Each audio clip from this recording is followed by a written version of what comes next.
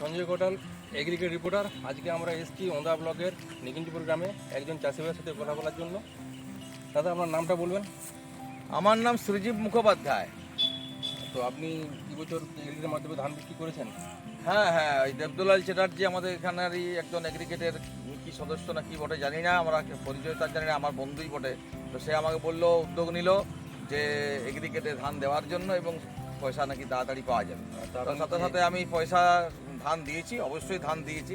ধান দেওয়ার পরে অ্যাকাউন্টে টাকা আমার ঢুকেছে। এতে আপনার কি মনে হলো আগে যে ধান এখান থেকে সুবিধা নেই এর মধ্যে পেমেন্ট? না, আগে ফোড়া দিকে ধান দিয়ে আমাদের ধানের দামও কম পেতাম, আর অনেক বাজছে। তো এটাতে কিচ্ছু মাছ যায় না, এটাতে একদম একবারে এক নম্বর কাজ। এটা একবারে আমাদের খুব সুবিধা হয়েছে এটাতে। আমরা ধান দিলাম, ধান দিয়েই সাথে সাথেই আমাদের টাকা ঢুকে গেল অ্যাকাউন্টে। আমার অ্যাকাউন্টে টাকা ঢুকে গেছে। আপনি কি শুধু ধান চাষ করেন না আর অন্য কিছু চাষ করেন? না, চাষ আমার সবই আছে। আমার এই তো আলু হবে, আমাদের কিছু গম লাগাই।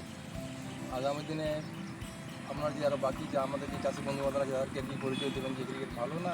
ওই আমার পাশাপাশি যেসব চাষিগুলো আছে সেগুলোকে আমি বলে দেবো আমার তার যে এইখানে ধানটা দেয় তাদের সুবিধা হবে বলে, আমরা সেটা উদ্যোগ নেবো হয়তো।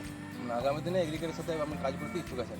টাকা পেলে কাজ করবো না, এই তো সুবিধা হচ্ছে আমার। যদি সুবিধা পাই, এগ্রিকালচার যদি আমাদের সঙ্গে ভালো কাজ করে, তাহলে আমাদের বা টাকা ধান দিতে অসুবিধার কি আছে? ধন্যবাদ। হ্যাঁ।